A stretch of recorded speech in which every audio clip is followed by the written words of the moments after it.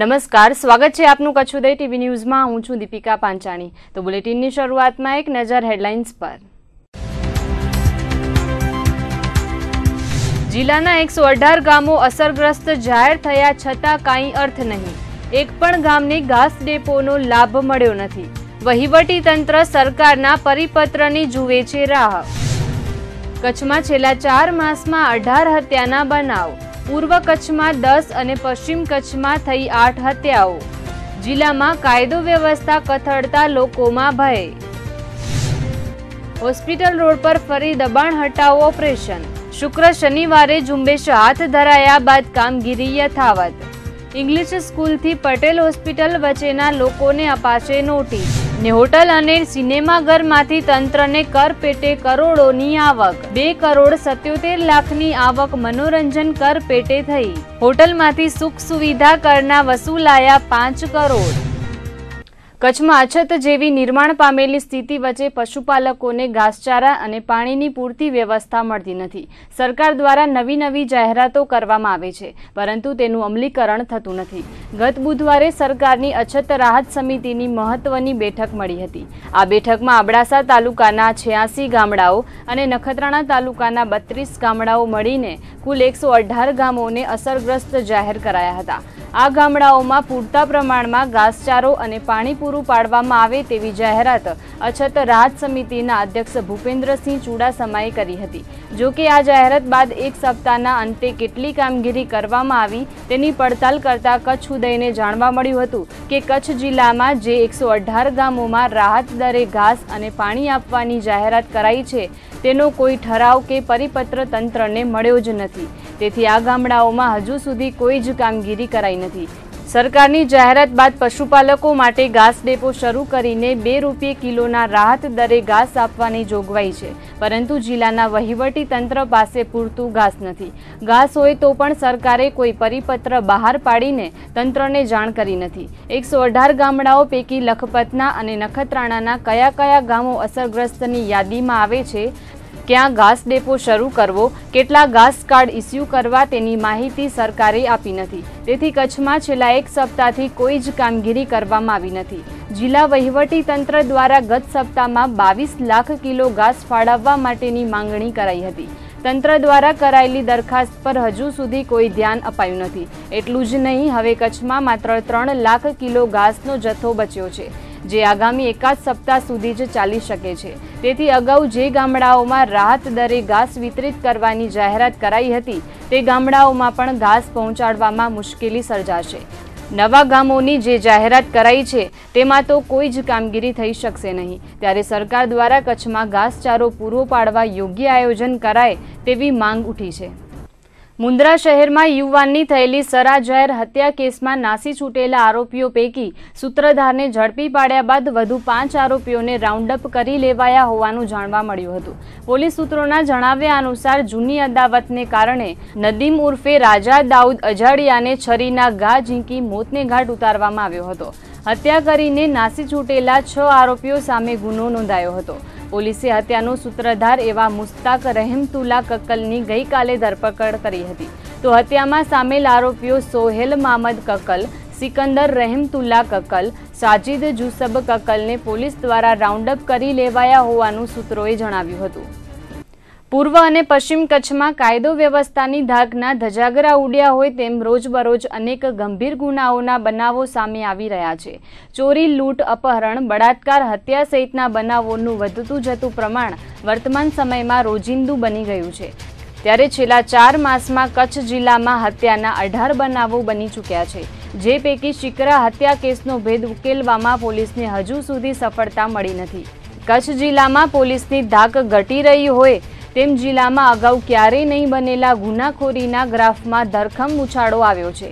જિલ્લામાં ચોરી, લૂંટ, હત્યા, અપહરણ, બળાત્કાર, મારામારી, મારક હુમલાના બનાવો રોજબરોજના ઉજાગર થતા રહ્યા છે, તો હત્યાના બનાવો પણ વધ્યા છે। છેલ્લા 4 માસમાં થયેલ હત્યાના બનાવો સંદર્ભે પોલીસના ક્રાઇમ ચાર્ટ ઉપર નજર કરીએ તો પૂર્વ કચ્છમાં હત્યાના 10 બનાવો બની ચૂક્યા છે, જે પૈકી 9 ગુનાઓમાં હત્યારાઓને ઝડપી પાડવામાં પોલીસને સફળતા મળી છે। જ્યારે તાજેતરમાં જ શિકરા ગામે ફકલશા પીરની પૂજા કરતા કિશોર છોટાલાલ જોશીની કોઈ અજાણ્યા 2 શખ્સો હત્યા કરી હતી। આ બનાવને પખવાડિયા જેટલો સમય વીતી ગયો હોવા છતાં પણ હત્યારાઓનો કોઈ જ સુરાગ ન મળતા ગુનો અનડિટેક્ટેડ રહ્યો છે। તો પશ્ચિમ કચ્છમાં કુલ 8 હત્યાના બનાવો બન્યા છે। તે તમામ કેસોમાં પોલીસે આરોપીઓને ઝડપી પાડી ભેદ ઉકેલી લીધો છે। વધતા જતા હત્યાના બનાવોથી પ્રજાજનો ભયભીત બની ચૂક્યા છે અને આવા બનાવો અટકાવવા માટે કાયદાના રક્ષકોને જાગૃતિ કેળવવી જરૂરી છે। ભચાઉના વામકાની સગીરા ઉપર બળાત્કાર કર્યાની ઘટના પ્રકાશમાં આવતા ચકચાર મચી ગઈ છે। સગાઈ કરવા તેમજ મુંબઈ ફરવા લઈ જવાની લાલચ આપીને છાડવારાના શખ્સે દુષ્કર્મ આચર્યાની ફરિયાદ પોલીસ ચોપડે નોંધાઈ છે। સગીરાને મુંબઈ ફરવા લઈ જવાની તેમજ સગાઈ કરવાની લાલચ આપીને ગામના વોકડામાં જ દુષ્કર્મ આચરવામાં આવ્યું હતું અને આરોપીએ જાનથી મારી નાખવાની ધમકી આપતા 15 વર્ષીય સગીર કન્યાએ ફરિયાદ નોંધાવી છે। સામા પક્ષે આરોપીના પિતાએ સગીરાના પિતા સામે પણ ફરિયાદ નોંધાવી છે। સગીર કન્યાએ નોંધાવેલી ફરિયાદમાં છાસવારામાં રહેતા વિભા સાંગા રબારીએ સગાઈ કરવાની લાલચ આપીને દુષ્કર્મ આચર્યું હતું। ત્યારે સામખિયાળી પોલીસે આરોપી સામે દુષ્કર્મ તથા પોસ્કો એક્ટની કલમ તળે ગુનો નોંધીને તપાસ હાથ ધરી છે। બીજી તરફ દુષ્કર્મ આચરનારના પિતા સાંગા કાના રબારીએ દુષ્કર્મનો ભોગ બનેલ સગીરાના પિતા સાજણ પચાણ રબારી તેમજ સારંગ અરજણ રબારી, રામા અરજણ રબારી અને મશરૂ સરતાન રબારી વિરુદ્ધ પોતાના પુત્ર વિભા રબારીનું અપહરણ કરી તેને માર મારી અને ચેન મોબાઈલ સહિતની 14,000ની લૂંટ ચલાવી હોવાની ફરિયાદ આપી છે। પૈસાની લેતી દેતી બાબતે મનદુખ રાખીને માર મારી લૂંટ ચલાવાયોનો આરોપ સામા પક્ષે મુકાયો છે। ત્યારે પોલીસે બંને ફરિયાદોને આધારે તપાસ હાથ ધરી છે। ભુજની ગીતા માર્કેટ પાસે રહેતા મુસ્લિમ યુવકે હિન્દુ સમાજની સગીર કન્યાને લલચાવી ફોસલાવીને અપહરણ કરી જતા ભુજ શહેર બી ડિવિઝન પોલીસ મથકે ફરિયાદ નોંધાઈ છે। લવ જેહાદ સમા આ કિસ્સાને પગલે હિન્દુ પરિવારની લાગણી દુભાઈ છે। જૂની બકાલી કોલોનીમાં રહેતી હિન્દુ સગીરાને ગીતા માર્કેટ પાછળ રહેતા મુસ્તાક અબ્બાસ સુમરાએ લલચાવી ફોસલાવીને અપહરણ કર્યું હતું। ગત સાંજે સગીરાને લઈને નાસી જનાર આરોપી સામે ભુજ શહેર બી ડિવિઝન પોલીસ મથકે ફરિયાદ નોંધાઈ છે। પોલીસે ઘટનાને પગલે અપહરણ અને પોક્સો એક્ટ તળે ફરિયાદ નોંધીને તપાસ હાથ ધરી છે। લવ જેહાદના આ કિસ્સાને કારણે પીડિત પરિવારની લાગણી દુભાઈ છે અને આરોપીને સત્વરે ઝડપી પાડવામાં આવે તેવી માંગ કરાઈ છે। ભુજના હાર્દસમા હોસ્પિટલ રોડ પર ભાડા દ્વારા ફરીથી દબાણકર્તાઓનું ઓપરેશન કરવામાં આવ્યું હતું। ભૂકંપ બાદ રોડ પહોળો કરવામાં સંપાદિત થયેલી જગ્યા પર દબાણકર્તાઓ ફરીથી અડીંગો જમાવી લેતા તંત્રએ અંતે કામગીરી કરીને દબાણ હટાવ ઝુંબેશ હાથ ધરી હતી। દબાણ પેટે વળતર મેળવીને પણ ગેરકાયદે પેશકદમી યથાવત રાખવામાં આવી હતી। ત્યારે ગત શુક્ર શનિવારે ભાડાએ દબાણ હટાવીને આજે પુનઃ કામગીરી કરી હતી। હોસ્પિટલ રોડ પરના દબાણ હટાવવાની કામગીરીમાં આજે પણ ઓપરેશન કરવામાં આવ્યું હતું। ગઈકાલે સોમવારે તંત્રએ કામગીરી બંધ રાખ્યા બાદ આજે ફરીથી પારસ એપાર્ટમેન્ટમાં આવેલા દુકાનધારકોના દબાણ દૂર કરાયા હતા। ભાડાના જુનિયર ટાઉન પ્લાનર મ્યાત્રાની ટીમે હોસ્પિટલ રોડ પર ઉતરીને લક્ષ્મી ઔષધ ભંડાર, યોગીરાજ કેમિસ્ટ અને ગાંધી કિરાણાની દુકાન દ્વારા કરાયેલું દબાણ ખસેડવા કામગીરી હાથ ધરી હતી। હોસ્પિટલ રોડ પર થયેલા દબાણમાં તંત્રએ વિવિધ દબાણો તોડી પાડ્યા હતા, પરંતુ સોમનાથ એપાર્ટમેન્ટ અને ડોક્ટર દમયંતીબેન ગણાત્રાની હોસ્પિટલ બહુમાળી હોવાથી સંબંધિત મિલકત ધારકો પોતાની રીતે દબાણ હટાવશે તેવી બાહેધરી તંત્રને આપી હતી। તેથી ભાડા દ્વારા સોમવારે તેઓને નોટિસ આપીને સ્વેચ્છાએ દબાણ હટાવવા જણાવી દેવાયું હતું। પ્રાપ્ત વિગતો મુજબ આ બંને ઇમારતોના કોલમ રોડ પર જ છે। અંતે તે કોલમ પર ઇમારત ખડી છે ત્યારે મિલકત ધારકોએ કહ્યું હતું કે તેઓ પોતાની બીમ કોલમ ઊભા કરીને વધારાનું દબાણ તોડી પાડશે। ત્યારે ભાડાએ તેઓને હાલ તો વધુ એક નોટિસ આપીને સ્વેચ્છાએ દબાણ હટાવવા જણાવી દીધું છે, પરંતુ જે સંબંધિત મિલકતો ધારકો દ્વારા દબાણ નહીં હટાવાય તો તંત્ર દ્વારા ફરીથી કાર્યવાહી કરવામાં આવશે। હાલ સુધી ભાડા દ્વારા પીજીવીસીએલ સર્કલથી ભુજ ઇંગ્લિશ સ્કૂલ વચ્ચેના દબાણકર્તાઓ પર તવાઈ બોલાવવામાં આવી છે, જ્યારે આગામી દિવસોમાં ભુજ ઇંગ્લિશ સ્કૂલથી ડોક્ટર VH પટેલ સુધીના માર્ગ પર દબાણ કરનારને નોટિસ ફટકારવાની કાર્યવાહી ચાલુમાં છે। તેઓને નોટિસ ફટકારીને દબાણ તોડવાની કાર્યવાહી આગામી દિવસોમાં હાથ ધરાશે। કચ્છ જિલ્લામાં ગૌમાતાની અવદશા બેઠી હોય તેમ છેલ્લા 2 દિવસથી ગૌવંશના મોત થઈ રહ્યા છે, જેના કારણે ગૌપ્રેમીઓમાં શોકની લાગણી ફેલાઈ ગઈ છે। ત્યારે ફરી આજે કેરા ગજોડની વાડી વિસ્તારમાં 8 જેટલી ગાયોના મોત થયાની જાણ થતાં ગૌભક્તોમાં સન્નાટો છવાઈ ગયો છે। કેરા ગજોડ વાડી વિસ્તારમાં ગઈકાલે રાતથી આજ સવાર સુધીમાં 8 જેટલી ગાયોના મોત થયા છે। ગઈકાલે અંજારમાં રામકૃષ્ણ મહાવીર નગરમાં ખોરાકની ઝેરી અસરના કારણે 9 ગાયના મોત થયા હતા। ત્યારે ગત રાતથી આજ સવાર સુધીમાં કેરા ગજોડ વાડી વિસ્તારમાં કોઈ ઝેરી પદાર્થ ખાવાને કારણે 8 જેટલી ગાયોના મોત થયા હોવાના અહેવાલો પ્રાપ્ત થઈ રહ્યા છે। માંડવી તાલુકાના મકડા ગામે ગત રાત્રિ દરમિયાન જંગલી પશુઓએ વાડામાં હુમલો કરી 24 બકરાના બચ્ચાઓને ફાડી ખાતા ચકચાર મચી ગઈ છે। આ અંગે પશુ ચિકિત્સક ડોક્ટર ભોરાણીયાએ વિગતો આપતા જણાવ્યું હતું કે મકડા ગામે ગત રાત્રિ દરમિયાન જંગલી પશુઓએ બકરાના વાડામાં હુમલો કર્યો હતો, જેમાં 24 બકરાના બચ્ચાઓને ફાડી ખાતા તેમનું મોત થયું હતું। હુમલા અંગે પશુપાલકે જાણ કરતા પશુપાલન વિભાગની ટીમ ઘટના સ્થળે પહોંચીને તપાસ આરંભી હતી। અત્રે ઉલ્લેખનીય છે કે માંડવી તાલુકાના ગ્રામીણ વિસ્તારોમાં અગાઉ પણ પશુઓ પર જંગલી જનાવરોએ હુમલો કરી પશુઓના મોત નિપજાવ્યા છે। ત્યારે ફરી ગત રાત્રિએ બનેલા બનાવથી માલધારીઓમાં ગભરાટ વ્યાપી ગયો છે। અબડાસા તાલુકાના આશાપર ગામે શરત ચૂકના કારણે રેવન્યુ રેકર્ડના 7/12માં છેતરપિંડી કરીને જમીન માલિકના ખોટા વારસદાર બનીને જમીન પચાવી પાડવાનું કૌભાંડ બહાર આવ્યું છે। આ બાબતે જમીન માલિકે એક મહિલા સહિત 7 આરોપીઓ વિરુદ્ધ ફોજદારી ફરિયાદ નોંધાવતા ભૂમાફિયાઓમાં હડકંપ મચી જવા પામી છે।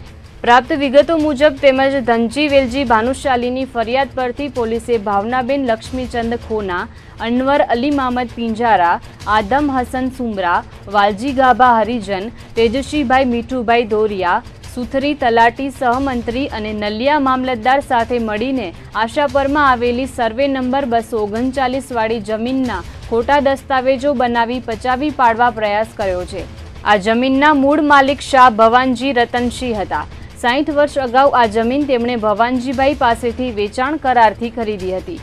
જોકે શરત ચૂકથી આ નોંધ રેવન્યુ રેકર્ડના 7/12ના ઉતારામાં ચડેલ ન હતી, જેનો ગેરલાભ લઈ આરોપી ભાવનાબેને અન્ય આરોપીઓની મદદથી ભવાનજી શાહના વારસદાર બની ખોટી વારસાઈ એન્ટ્રી કરાવી લીધી છે। આ બાબતે અરજદારે નલિયા કોર્ટના દ્વાર ખખડાવતા કોર્ટે આરોપીઓ સામે ગુનો નોંધવા પોલીસને આદેશ કરતા નલિયા પોલીસે તમામ આરોપીઓ સામે વિધિવત ગુનો નોંધી તપાસ હાથ ધરી છે। સરકાર દ્વારા વિવિધ મનોરંજક સ્થળો પાસેથી સુખ સુવિધા કર ઉઘરાવવામાં આવે છે, જેમાં ખાસ તો સિનેમાઘર અને હોટલમાંથી કર વસૂલવામાં આવે છે। ત્યારે વર્ષ 2016 અને 17માં કચ્છ જિલ્લામાંથી મનોરંજન કર પેટે સરકારને 7 કરોડ 82 લાખની આવક થઈ છે। કચ્છ જિલ્લામાં આવેલી વિવિધ હોટલ અને સિનેમાઘરોને મનોરંજન કર સરકારના નિયમ અનુસાર ભરવાના હોય છે। જેમાં વાત કરીએ હોટલની તો જિલ્લામાં 106 હોટલ આવેલી છે, જેના વિવિધ કેટેગરીના 2283 રૂમ આવેલા છે।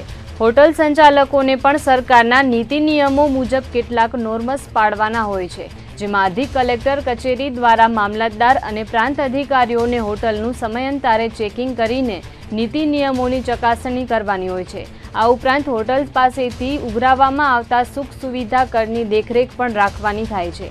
ત્યારે વર્ષ 2016-17માં હોટલમાંથી સરકારને 5 કરોડ 6 લાખની આવક થઈ છે। સિનેમાઘરની વાત કરીએ તો જિલ્લામાં 5 સિંગલ સ્ક્રીન સિનેમાઘર આવેલા છે, 6 મલ્ટીપ્લેક્સ અને 2 વિડીયો થિયેટર કાર્યરત છે। આમ સિનેમાઘરમાંથી મનોરંજન કર પેટે સરકારને 2 કરોડ 77 લાખની આવક થઈ છે।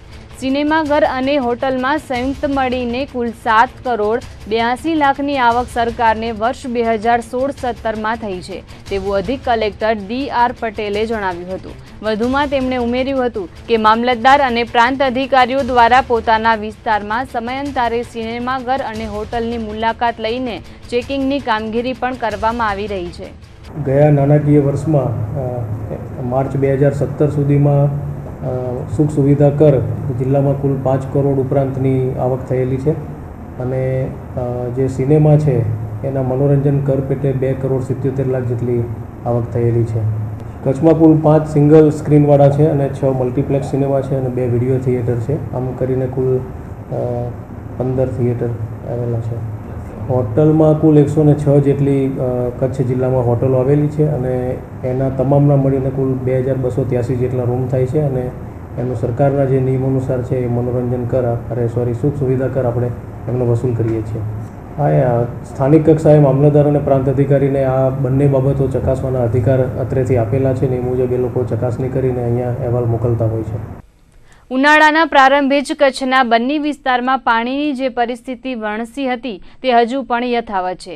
બન્નીના નાના સરાડા, મોટા સરાડા, રબુવાંડ, સાવરવાંડ, ભગાડિયા, સુમરીવાંડ, છસલા સહિતના ગામોમાં પાણીની તીવ્ર અછત છે. જે વિસ્તારમાં માનવ વસ્તી કરતાં પશુઓની વસ્તી વધારે છે ત્યાં લોકોને પીવાના પાણી માટે ફાંફા મારવા પડે છે. ત્યારે પશુઓની હાલત કેટલી કફોડી હશે તે વિચારવા લાયક છે. સ્થાનિક લોકો દ્વારા પાણી માટે અનેક રજૂઆતો કરવામાં આવી હતી, પરંતુ અધિકારીઓ દ્વારા તેનો કોઈ ઉકેલ લાવવામાં આવ્યો નથી. ત્યારે ગુજરાત પ્રદેશ કોંગ્રેસના પૂર્વ મહામંત્રી આદમ ચાકીએ આ તમામ ગામોની મુલાકાત લઈને પાણીની સમસ્યાથી અવગત થયા હતા. સરાડામાં પાણી પુરવઠા વિભાગ દ્વારા 10 લાખ લીટરનો પાણીનો ટાંકો બનાવવામાં આવ્યો છે અને જુરા ગામમાંથી આ ટાંકામાં પાણીનો સપ્લાય કરવામાં આવે છે, પરંતુ જુરાથી પૂરતા પ્રમાણમાં પાણી સરાડા સુધી પહોંચતું નથી, જેના કારણે સરાડાના ટાંકા પર જે ગામો નિર્ભર છે તેવા ગામોમાં પાણીની વિકટ પરિસ્થિતિ ઊભી થઈ છે. પાણી ન મળવાને કારણે આ ગામના પશુઓ મોતને ભેટી રહ્યા છે. ત્યારે સરકારનું પેટનું પાણી હલતું નથી તેવું આદમ ચાકીએ જણાવ્યું હતું. આદમ ચાકીએ બન્નીની પાણી સમસ્યા અંગે રાજ્યના મુખ્ય સચિવને પત્ર લખી તેની જાણ કરી છે. સાથે જ કચ્છ કલેક્ટર અને પાણી પુરવઠા વિભાગને પણ પત્ર લખ્યો છે. તો આગામી 15 દિવસમાં બન્નીની પાણી સમસ્યા હલ નહીં થાય તો ગુજરાત હાઈકોર્ટમાં જાહેર હિતની અરજી કરવાની ચીમકી ઉચ્ચારી છે અને તેમાં પાણી પુરવઠાના અધિકારીઓ પર વ્યક્તિગત ફરિયાદ કરવાનું પણ આદમ ચાકીએ જણાવ્યું હતું. એ વિસ્તારમાં 12,000 માનવ વસ્તી ધરાવે છે. 30,000 થી 28,000 ગાયો, ભેંસો અને ઊંટ અને જાનવરોની વસ્તી છે. એ વસ્તીમાં સરાડા ગામે પંચાયતમાં 10 લાખનું ટાંકો પાણી પુરવઠા બનાવેલ છે. એ પાણી પુરવઠાનું અંદર મેં જોયું, ઉપર ચડીને આખા ફોટા કાઢ્યા, લોકોને બોલાવીને પૂછ્યું કે ભાઈ કઈ રીતે તમે રજૂઆત કરો છો. આ તો ટાંકો છે, પણ ટાંકો છે શોભાનો ગાંઠિયો છે. આ ટાંકામાં પાણી જુરા ગામથી સપ્લાય કરવામાં આવે છે. આ ટાંકાની લંબાઈ 4 મીટર છે. અમને ક્યારે અડધો મીટર આવે, ક્યારે મીટર આવે, તો પાણી કઈ રીતે પહોંચી શકે. પમ્પિંગથી બીજા ગામોમાં સપ્લાય અહીંયાથી થાય છે. એટલે છેલ્લા 2 મહિનાથી અમે પાણી વગર એટલી બધી હાલત છે, ખરાબ છે, ને પશુઓનું પણ મરણ થયેલ છે. એ જોઈને બીજા ગામની મુલાકાત લીધી. બીજા ગામે પણ આ જ પરિસ્થિતિ. પછી મેં કીધું કે તમે માલધારી છો ને કયો છો માલ મરણ પામેલ છે, તાજો બનાવ છે, મને બતાવો. તો એ લોકો ગાયો અને ભેંસો જે રીતે મરણ પામેલ એ પણ મને બતાવ્યા.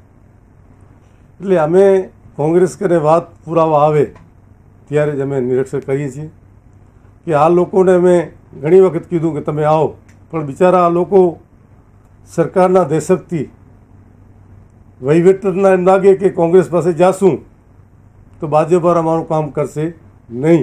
એના કારણે આ ગામોને જે નુકસાન થયું છે, હું દાવાથી કહું છું કે ભારતીય જનતા પાર્ટીના દહેશતના કારણે આ બિચારા માલધારી, મેં પણ રૂબરૂ વાત કરી કે આજે હું આવ્યો છું એક માનવ તરીકે આવ્યો છું, ભાજપ કોંગ્રેસ તરીકે નહીં.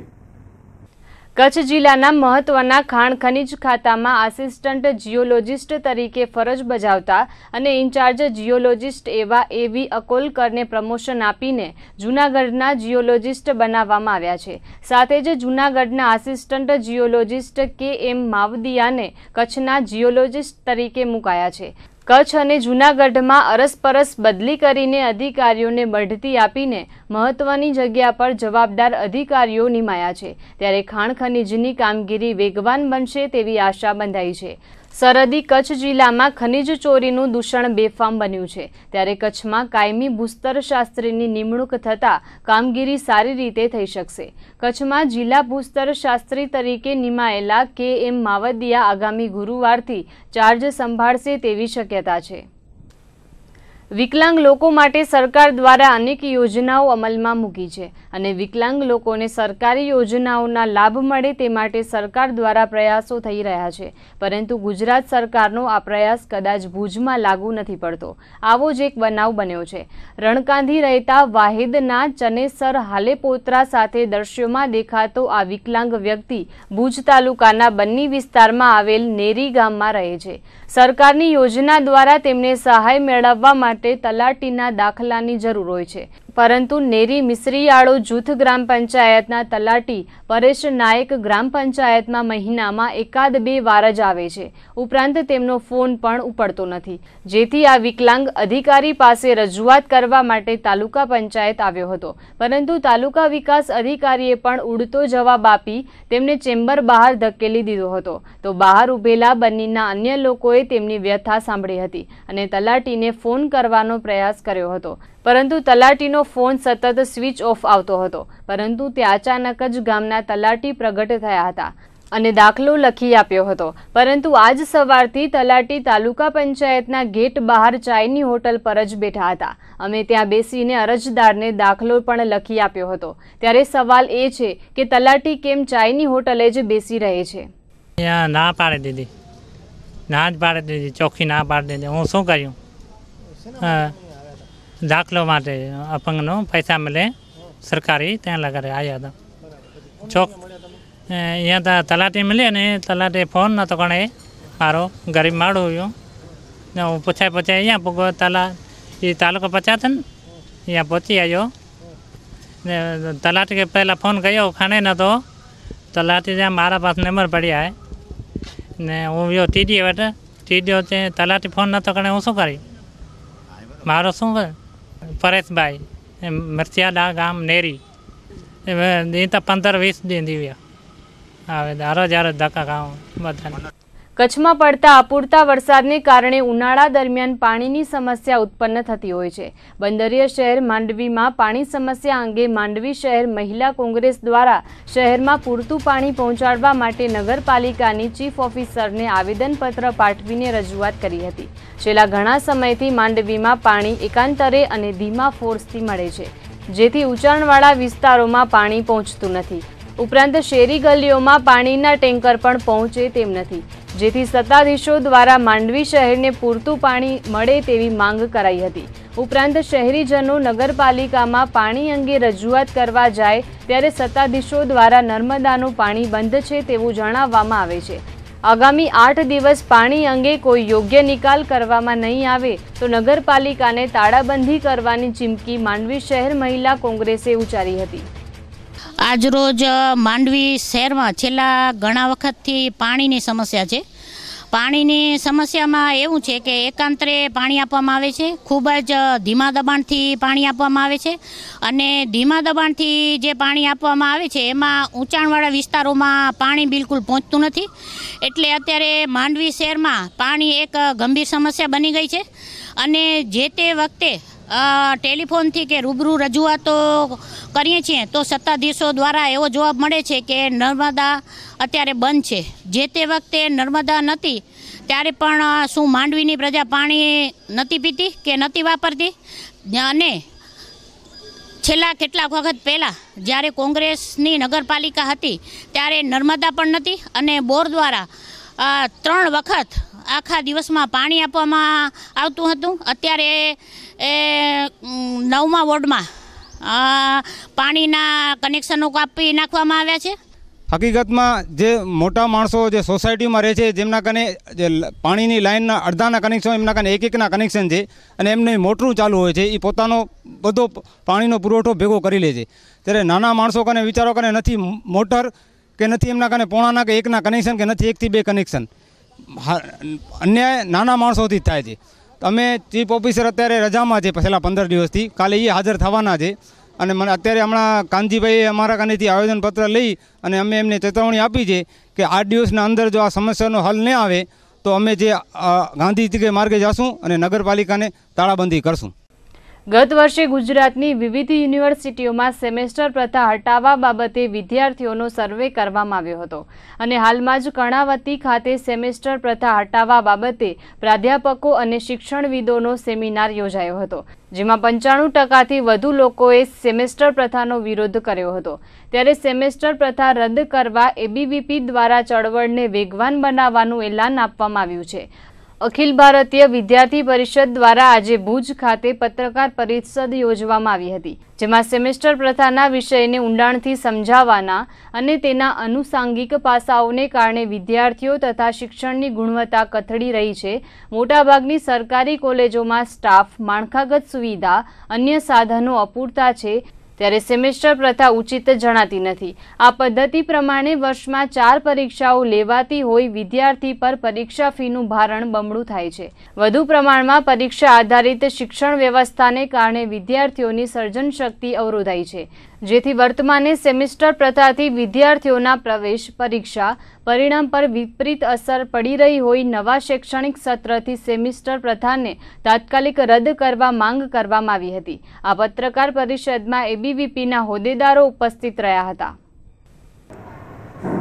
સેમેસ્ટર સિસ્ટમ આજથી 6 વર્ષ અગાઉ જ્યારે લાગુ કરવામાં આવી ત્યારે એના ઘણા બધા ફાયદા બતાડવામાં આવ્યા હતા કે આના કારણે વિદ્યાર્થીઓમાં જાગૃતિ આવશે, શિક્ષણ ઉપર ભારણ ઓછું થશે, વારંવાર મૂલ્યાંકનના કારણે મૂલ્યાંકન થશે અને શિક્ષણમાં અલગ અલગ ફાયદાઓ થશે. જેવા વિવિધ ફાયદાઓ જ્યારે સિસ્ટમ લાગુ કરવામાં આવી ત્યારે બતાડવામાં આવ્યા હતા. પણ વર્તમાનમાં જોવા જઈએ તો ગુજરાતમાં અને સમગ્ર દેશમાં સેમેસ્ટર સિસ્ટમ એ સંપૂર્ણપણે નિષ્ફળ નીવડી છે એવું વિદ્યાર્થી પરિષદનું માનવું છે. વર્તમાનમાં શિક્ષણ મંત્રીશ્રીને આપણે રજૂઆત કરી છે, પણ હવે સ્ટેપ બાય સ્ટેપ આ જ રીતે જિલ્લા લેવલેથી જિલ્લા કલેક્ટરશ્રી, વાઇસ ચાન્સલરશ્રી તથા વિવિધ ધારાસભ્યશ્રીઓ અને સાંસદ સભ્યશ્રીને આવેદન આપી અને માંગ કરવામાં આવશે કે એ લોકો અહીંયાના પ્રતિનિધિ છે ત્યારે વિધાનસભામાં પણ અમારું અવાજ ઉઠાવે. આ પ્રદેશની બી એ જ માંગ છે કે વિદ્યાર્થી પરિષદ એ જ માંગ કરે છે કે સેમેસ્ટર સિસ્ટમ રદ કરવામાં આવે એવી માંગ ધારાસભ્યશ્રી વિધાનસભામાં ઉપાડે અને માનનીય સાંસદશ્રી ભારતની સંસદમાં પણ આ માંગને લઈ જાય કે અહીંયાની વિદ્યાર્થીઓની એવી માંગ છે કે સેમેસ્ટર સિસ્ટમ નિષ્ફળ નીવડી છે તો એને તાત્કાલિક રદ કરી વૈકલ્પિક વ્યવસ્થા બીજી ચાલુ કરવામાં આવે. ગુજરાત રાજ્યની 162 નગરપાલિકામાં આજે રાજ્યવ્યાપી રજૂઆત કરીને વિરોધ નોંધાવાયો હતો. સુધરાઈના કર્મચારીઓની પગારની વિસંગતતા દૂર કરીને પગાર પંચનો યોગ્ય લાભ મળે તેવી માંગ સુધરાઈના કર્મચારીઓ દ્વારા કરાઈ હતી, જે અંતર્ગત ભુજ નગરપાલિકાના કર્મચારીઓએ પ્રાંત અધિકારીને આવેદનપત્ર પાઠવીને રજૂઆત કરી હતી. રાજ્યની નગરપાલિકાઓમાં ફરજ બજાવતા કર્મચારીઓને રાજ્ય સરકારના અન્ય કર્મચારીઓ કરતાં ખૂબ જ ઓછો પગાર આપવામાં આવે છે. ગુજરાત સરકાર તરફથી મહેકમ ખર્ચની ટકાવારી મુજબ નગરપાલિકાના કર્મચારીઓનું પગાર ધોરણ નક્કી કરવામાં આવેલ છે. આ કારણે રાજ્યની અનેક નગરપાલિકાઓમાં છઠ્ઠા પગાર પંચનો લાભ મળ્યો નથી. નગરપાલિકાઓને ચોથા અને પાંચમા પગાર પંચ મુજબનો પગાર ચૂકવવામાં આવે છે, ત્યારે સુધરાઈના કર્મચારીઓને સાતમા પગાર પંચનો લાભ આપવામાં આવે તેવી માંગ ઉઠી છે. પગાર ઉપરાંત મહેકમ ખર્ચની મર્યાદા નાબૂદ કરવામાં આવે, કર્મચારીઓની ખાલી પડેલી જગ્યાઓ ભરવામાં આવે, સિનિયોરિટીના નિયમો નક્કી કરીને તેની અમલવારી કરવામાં આવે, કર્મચારીઓને મેડિકલ સહાય, ચાલુ ફરજ દરમિયાન મૃત્યુ થાય તો વારસદારને સહાય, શૈક્ષણિક લાયકાત મુજબ કાયમી નિમણૂક કરવામાં આવે. આવી વિવિધ માંગણીઓ સંતોષવા માટે પ્રાંત અધિકારી ડીસી જોશીને આવેદનપત્ર પાઠવવામાં આવ્યું હતું. સમગ્ર ગુજરાતની નગરપાલિકાના કર્મચારીઓ દ્વારા આ રીતે પોતાની પડતર માંગણીઓ સંતોષવા રજૂઆત કરાઈ હતી. અમારું અખિલ ગુજરાત કર્મચારી જે મંડળ છે એમના દ્વારા એવું એલાન આપવામાં આવ્યું છે કે આજ રોજ અમારા કચ્છ જિલ્લાના પ્રાંત અધિકારી શ્રી જોશી સાહેબને એક આવેદનપત્ર આપવું અને એ આવેદનપત્રના અંદર અમારી માંગ એ છે કે 48% જે મહેકમ ટકાવારી છે ગુજરાત સરકારે જે અમને નિયત કરેલી છે એ મર્યાદા બંધ કરે અને 48%ની મર્યાદામાં ન રહીને અમારે જે અમે કામગીરી કરવામાં આવે છે એની અંદર ભરતી કરવામાં આવે.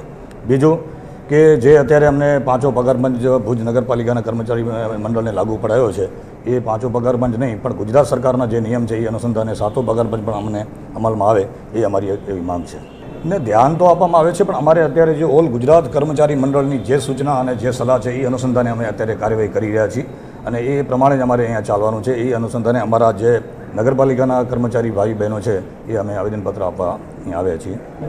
જે 162 નગરપાલિકા ગુજરાતની અંદર છે એ 162 નગરપાલિકા આજે એમના પ્રાંત અધિકારી જે તે જગ્યાએ આવેદનપત્ર સુપ્રત કરશે.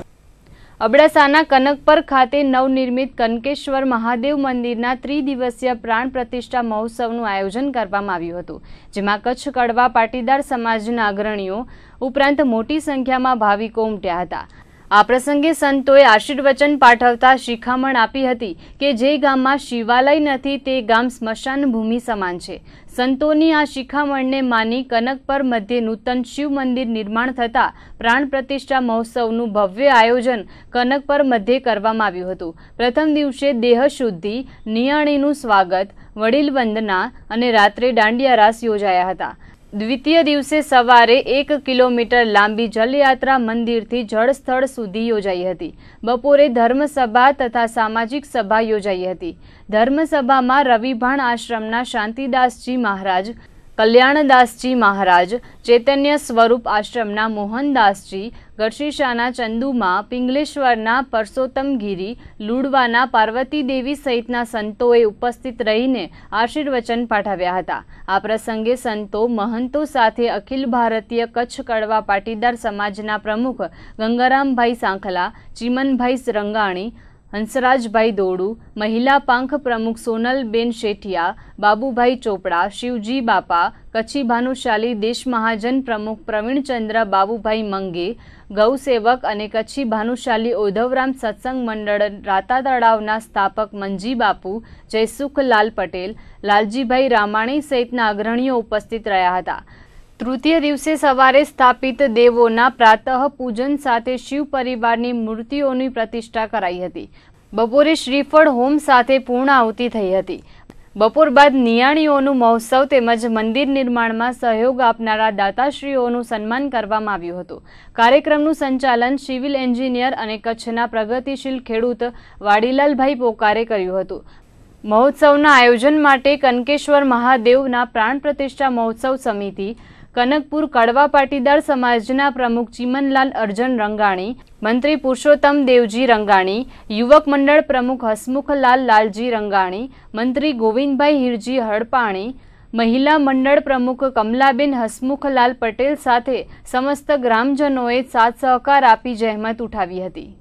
આ ગામની સ્થાપના 18/10/1954 સાલમાં થયેલી હતી, પણ યોગાનુયોગ આ ગામમાં ક્યારે પણ કોઈ પણ શિવ મંદિરનું અસ્તિત્વ હતું નહીં. શિવ મંદિર હતું જ નહીં આ ગામમાં. એટલે વડીલોની અને યુવાનોની એવી લાગણી કે વાત હતી અને સંતો પાસે સાંભળેલું કે ગામમાં શિવ મંદિર ન હોય તો એ સ્મશાન ભૂમિ ગણાય. તો આવા વિચારો સાથે સમજી અને આ મંદિર નિર્માણનું કામ ચાલુ કર્યું છેલ્લા 2 વર્ષ પહેલાં અને આજે એ પૂર્ણતાને આરે છે અને આવતીકાલે એનું પ્રાણ પ્રતિષ્ઠા મહોત્સવ થશે. આ મંદિર અમે એક નાને પાયે મંદિર બનાવ્યું છે. મંદિર અમે સંપૂર્ણ આર્ટ પથ્થરનું બનાવેલું છે. સોમપુરાજીઓના સોમપુરા જે મંદિર વિશે જાણકારી છે એમનું અમે માર્ગદર્શન લઈ અને આખું મંદિરનું નિર્માણ કામ કર્યું છે. આ ગામમાં દરેક સમાજ, પાટીદાર સમાજ, હરિજન સમાજ, યુવાનો, નાના મોટા સૌ લોકો આનામાં સંપન્ન સલાહથી જોડાયા છે અને આ મંદિર ઉત્સવને એકદમ સંપથી માણી રહ્યા છીએ. તો આજના બુલેટિનમાં બસ આટલું જ. ફરીથી મળીશું આવતીકાલે. નમસ્કાર.